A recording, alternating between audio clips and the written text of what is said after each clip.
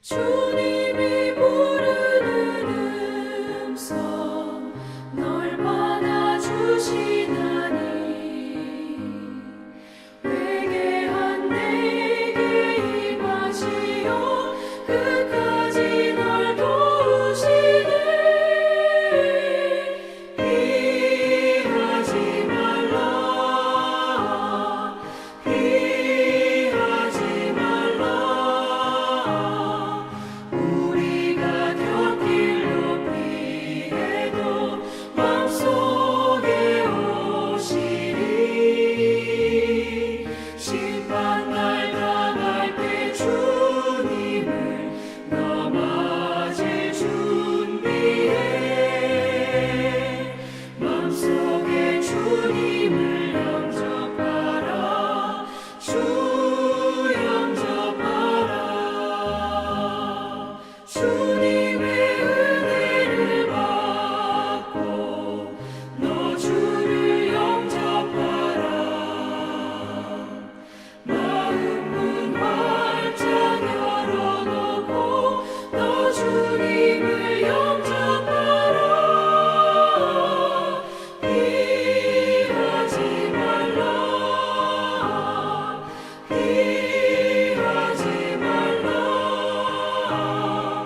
우리가 곁길로 피해도 맘속에 오시리.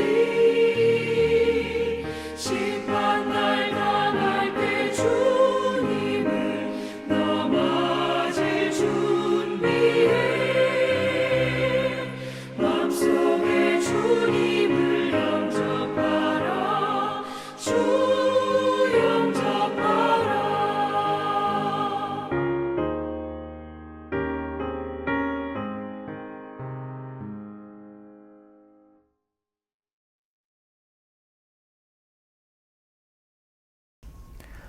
사도신경으로 신앙 고백 드리겠습니다. 전능하사 천지를 만드신 하나님 아버지를 내가 믿사오며 그 외아들 우리 주 예수 그리스도를 믿사오니 이는 성령으로 잉태하사 동정녀 마리아에게 나시고 본디오 빌라도에게 고난을 받으사 십자가에 못 박혀 죽으시고 장사한 지 사흘 만에 죽은 자 가운데서 다시 살아나시며 하늘에 오르사 전능하신 하나님 우편에 앉아 계시다가 저리로서 산 자와 죽은 자를 심판하러 오시리라. 성령을 믿사오며 거룩한 공예와 성도가 서로 교통하는 것과 죄를 사하여 주시는 것과 몸이 다시 사는 것과 영원히 사는 것을 믿사옵나이다. 아멘. 그들이 두루마리를 서기관 엘리사마의 방에 두고 뜰에 들어가 왕께 나아가서 이 모든 말을 왕의 귀에 아뢰니 왕이 여호디를 보내어 두루마리를 가져오게 하매 여호디가 서기관 엘리사마의 방에서 가져다가 왕과 왕의 곁에 선 모든 고관의 귀에 낭독하니 그때는 아홉째 달이라. 왕이 겨울 궁전에 앉았고 그 앞에는 불피운 화로가 있더라. 여호디가 서너 쪽을 낭독하면 왕이 칼로 그것을 연하여 베어 화로불에 던져서 두루마리를 모두 태웠더라. 왕과 그의 신하들이 이 모든 말을 듣고도 두려워하거나 자기들의 옷을 찢지 아니하였고 엘라단과 들라야와 그마랴가 왕께 두루마리를 불사르지 말도록 아뢰어도 왕이 듣지 아니하였으며 왕이 왕의 아들 여라무엘과 아스리엘의 아들 스라야와 압디엘의 아들 슬레미야에게 명령하여 서기관 바룩과 선지자 예레미야를 잡으라 하였으나 여호와께서 그들을 숨기셨더라. 왕이 두루마리와 바룩이 예레미야의 입을 통해 기록한 말씀을 불사른 후에 여호와의 말씀이 예레미야에게 임하니라.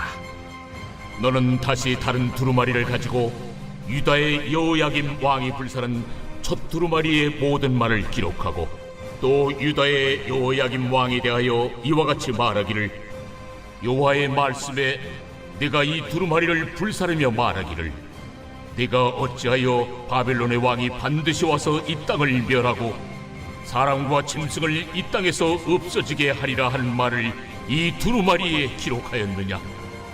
하도다. 그러므로 여호와께서 유다의 왕 여호야김에 대하여 이와 같이 말씀하시니라. 그에게 다윗의 왕위에 앉을 자가 없게 될 것이요 그의 시체는 버림을 당하여 낮에는 더위 밤에는 추위를 당하리라. 또 내가 그와 그의 자손과 신하들을 그들의 죄악으로 말미암아 벌할 것이라. 내가 일찍이 그들과 예루살렘 주민과 유다 사람에게 그 모든 재난을 내리리라 선포하였으나 그들이 듣지 아니하였느니라. 이에 예레미야가 다른 두루마리를 가져다가 네리야의 아들 서기관 바룩에게 주매 그가 유다의 여호야김 왕이 불사른 책의 모든 말을 예레미야가 전하는 대로 기록하고 그 외에도 그 같은 말을 많이 더하였더라.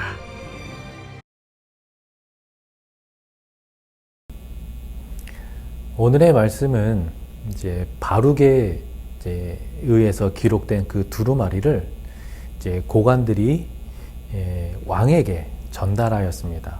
그 이야기를 전하였고 또 여호야김은 이제 그 두루마리를 가져와서 읽어라라고 했을 때 그 여호야김의 반응은 읽혀지고 있는 그 두루마리의 그 읽은 부분을 칼로 잘라서 화로에 던져 불태워 버렸습니다.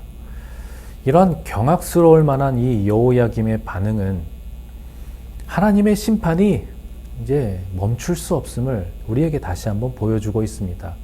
그리고 그 두루마리는 여호야김에 의해서 불태워졌지만 모두 다시 기록이 되어졌고 또 그와 비슷한 말씀이 더 추가되었다라고 오늘 말씀은 우리에게 전해주고 있는데요. 그러면 이 본문 말씀을 보면서 그 속에서 발견할 수 있는 오늘 나에게 주시는 삶의 교훈은 무엇인가 한번 살펴보도록 하겠습니다. 먼저 20절로 23절 말씀을 보도록 하겠습니다. 그리고 고관들은 그 두루마리를 서기관 엘리사마의 방에 보관하여 두고 왕궁의 뜰로 들어가서 왕에게 이르러 그 말을 모두 왕에게 전하였다. 전하는 말을 들은 왕은 여후디를 보내어 그 두루마리를 가져오게 하였다.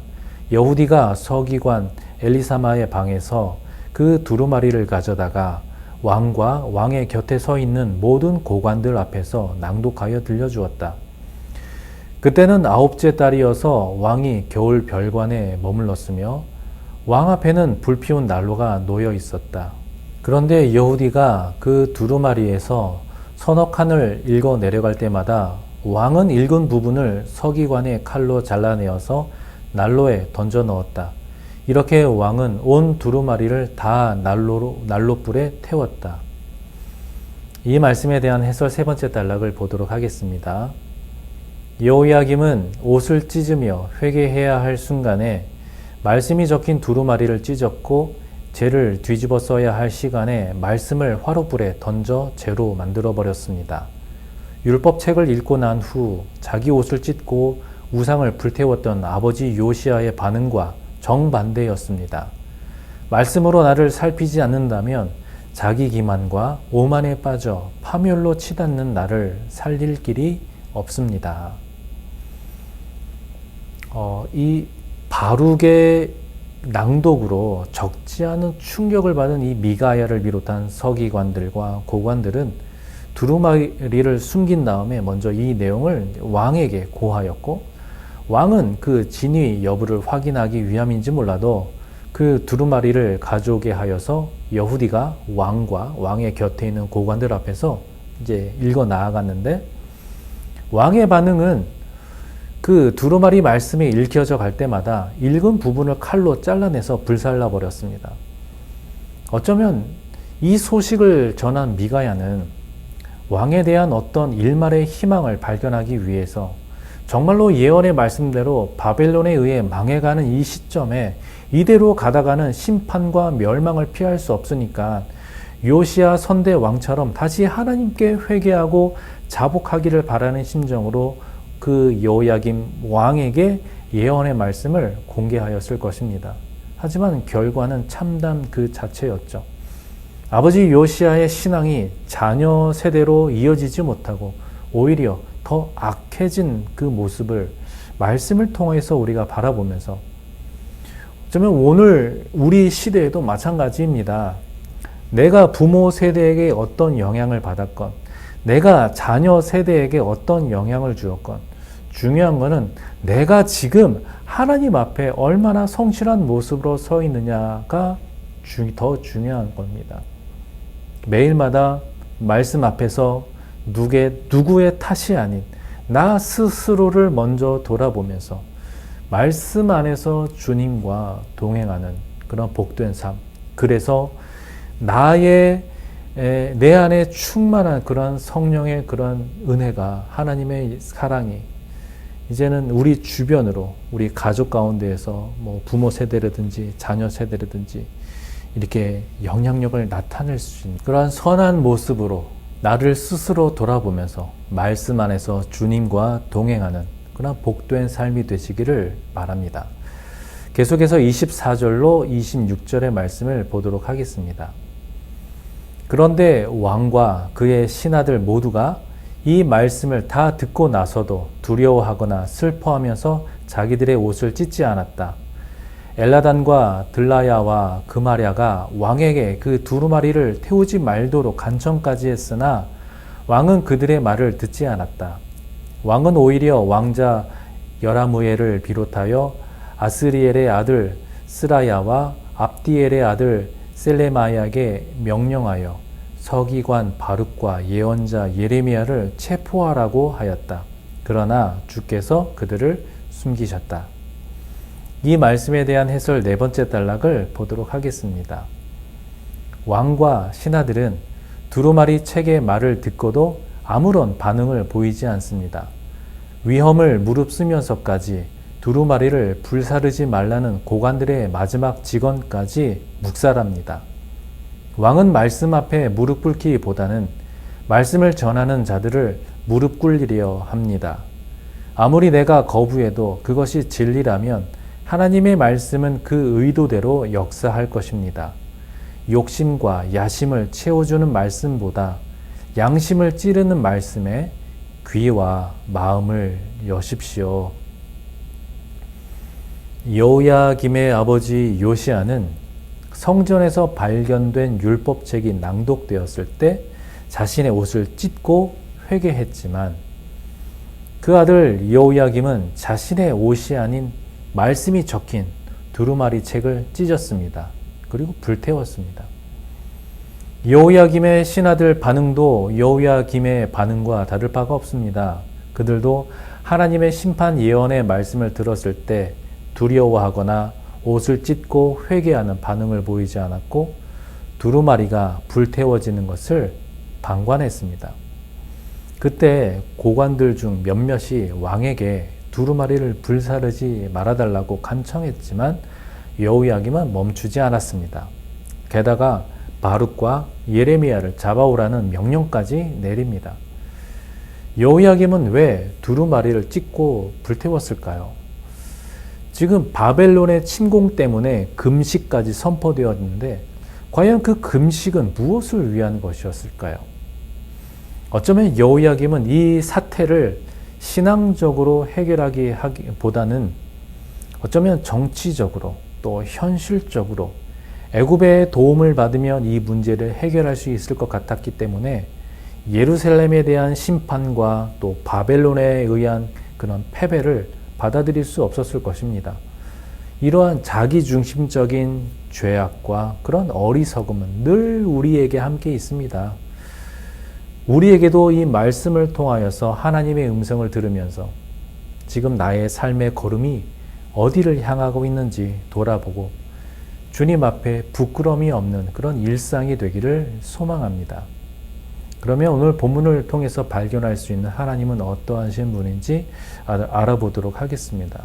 그럼 먼저 27절, 28절 말씀을 보도록 하겠습니다. 예레미야가 불러주고 바룩이 받아 쓴 그 두루마리를 왕이 태운 뒤에 주께서 예레미야에게 다시 다른 두루마리를 구해다가 유다 왕 여호야김이 태워버린 첫째 두루마리에 기록하였던 먼저 번 말씀을 모두 그 위에 다시 적고, 자, 이 말씀에 대한 해설 첫 번째 단락을 보도록 하겠습니다. 왕이 첫 두루마리를 태워버렸지만 적힌 말씀은 하나도 변경되거나 상실되지 않았습니다. 두루마리를 불태웠다고 하나님의 말씀이 사라진 것은 아닙니다. 오히려 하나님은 이전보다 더 많은 말씀을 덧붙여 확고한 하나님의 뜻을 전하게 하십니다. 에덴에서부터 지금까지 말씀의 진실성과 권능을 훼손하려는 사탄의 시도는 중단된 적이 없었습니다. 그러나 그 말씀대로 악인을 심판하고 주님의 백성을 새롭게 창조하시는 하나님의 역사도 중단된 적이 없었습니다. 그러니 말씀이 거절당하더라도 낙심하지 말고 말씀의 권능을 믿고 말씀하신 하나님만 신뢰합시다. 여호야김은 두루마리를 불태웠지만 하나님은 예레미야에게 모든 말을 다른 두루마리에 다시 기록하라고 명하십니다. 여호야김은 하나님의 예언의 말씀을 거부하고 없애버리려 했지만 하나님의 말씀을 받은 예레미야와 그 말씀을 받아 적은 바룩은 여전히 남아 있습니다. 그렇기 때문에 여호야김은 하나님의 말씀을 한마디도 결코 제거하지 못한 것이죠. 오히려 심판에 대한 예언이 더 추가되었습니다.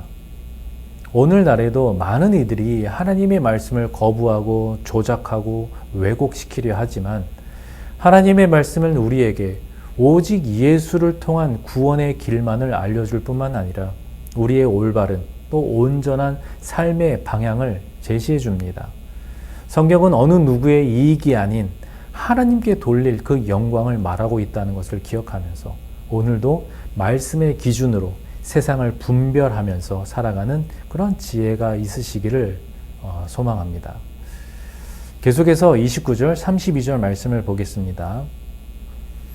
유다 왕 여호야김에게 주의 말을 전하라고 하셨다.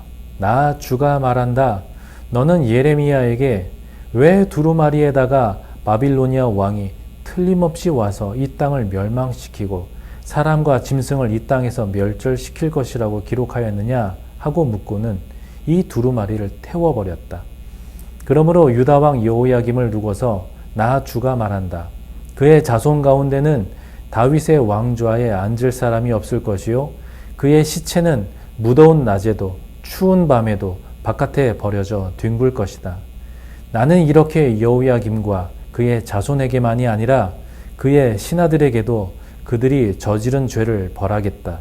그들뿐만 아니라 예루살렘 주민과 유다 사람에게 내가 경고하였으나 그들이 믿지 않았으므로 내가 모든 재앙을 그들에게 내리겠다. 그래서 예레미야가 다른 두루마리를 구해다가 네리야의 아들 서기관 바룩에게 주었다. 바룩은 예레미야가 불러주는 대로 유다 왕 여호야김이 불에 태운 두루마리에 기록한 말씀을 모두 기록하였는데 이번에는 그와 비슷한 말씀이 더 많이 추가되었다. 이 말씀에 대한 해설 두 번째 단락을 보도록 하겠습니다. 하나님은 재앙의 경고를 무시하고 두루마리를 불태운 왕에게 심판을 선고하십니다. 안전하고 장구하리라 믿었던 왕조는 몰락할 것이고 말씀을 찢고 태워서 추위를 피했던 왕의 시신은 들에 버려져 낮에는 더위를 밤에는 추위를 피하지 못하게 하실 것입니다. 하나님을 경멸한 왕만이 아니라 그에게 동조한 신하들, 그의 불신앙을 따르는 백성도 재난을 피하지 못할 것입니다. 이것이 하나님의 말씀을 만홀히 여긴 자들의 운명이고 마지막 회개의 기회마저 차버리는 오만한 자들의 말로입니다. 하나님은 두 번째 두루마리 책을 기록하라는 명령에 이어서 여호야김에 대한 심판의 말씀을 주십니다.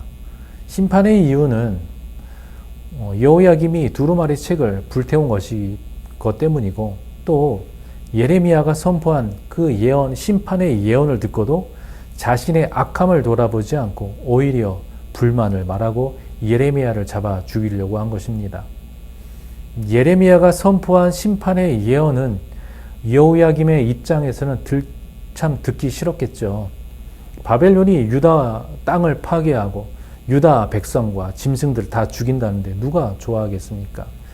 하지만 그 반응이 미가야를 비롯한 서기관들과 다른 고관들과 달랐다라는 거죠. 하나님이 이 예언의 말씀을 통해서 정말 원하셨던 것은 회개입니다. 여호야김이 정말로 옷을 찢고 회개하였다면 하나님의 심판에 대한 그분의 뜻을 돌이키셨을 것입니다. 하지만 여호야김은 회개하지 않았죠. 그래서 하나님은 그러한 여호야김에게 다시 심판의 말씀을 하시는데 그의 자손 중에는 다윗의 왕좌에 앉을 사람이 없을 거다. 그의 시체는 버려질 것이다. 그와 그의 자손과 신하들은 그들의 죄악으로 말미암아 벌받을 것이다. 그리고 하나님이 말씀하신 모든 재앙을 예루살렘 주민과 유다 모든 백성이 경험하게 될 거다. 그래서 결국 여호야김과 유다 백성은 예레미야 심판의 예언대로 바벨론에 의해 철저하게 파괴되고 멸망하게 되었습니다. 하나님은 오늘도 우리에게 이 말씀의 교훈을 통하여서 어떻게 살아가는 것이 올바른 삶인지, 무엇을 바라보며 무엇을 소망하며 살아가야 하는지를 말씀하십니다. 결국은 그 복음의 말씀을 따라서 우리는 아무 공로 없이 오직 그리스도 예수의 은혜로 말미암는 그런 감사가 넘치는 삶이 되시기를, 성령님의 인도하심으로 믿음으로 세상을 이기는 삶이 되시기를 주님의 이름으로 축원드립니다. 함께 기도하겠습니다. 아버지 하나님 감사합니다. 이 아침에 주님 앞에 나와 예배하며 또 말씀을 우리 마음속에 새기며 또 삶의 교훈을 삼게 하여 주심을 감사합니다. 아버지 하나님 주신 말씀을 기억하면서 오늘 하루도 정말로 우리의 삶 가운데 하나님의 말씀이 어떻게 작용하는지, 하나님의 말씀이 우리를 어떠한 길로 인도하는지 우리가 몸소 체험하면서 하나님이 인도하시는 길로, 생명의 길로, 올바른 길로 나아가는 복된 우리의 삶으로 인도하여 주시옵소서. 예수님의 이름으로 기도하옵나이다. 아멘. 주님 가르쳐 주신 기도로 기도회를 마치겠습니다. 하늘에 계신 우리 아버지여, 이름이 거룩히 여김을 받으시오며 나라의 임하옵시며 뜻이 하늘에서 이룬 것 같이 땅에서도 이루어지이다. 오늘날 우리에게 일용할 양식을 주옵시고 우리가 우리에게 죄 지은 자를 사하여 준 것 같이 우리 죄를 사하여 주옵시고 우리를 시험에 들게 하지 마옵시고 다만 악에서 구하옵소서. 대개 나라와 권세와 영광이 아버지께 영원히 있사옵나이다. 아멘.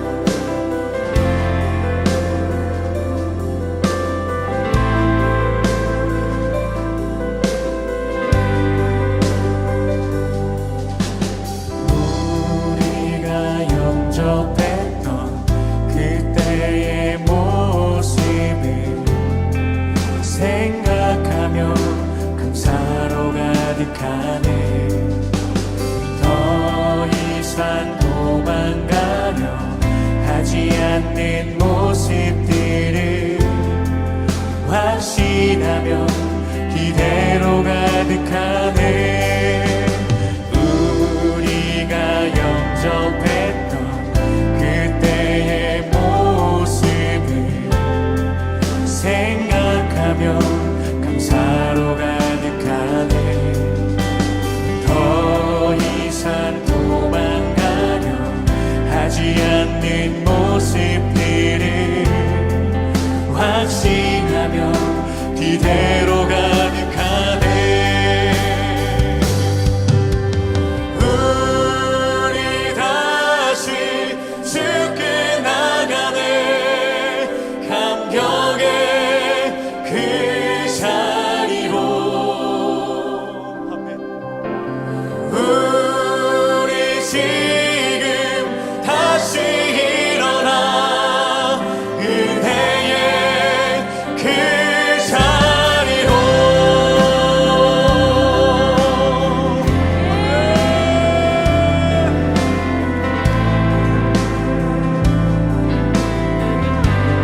우리가 영접했던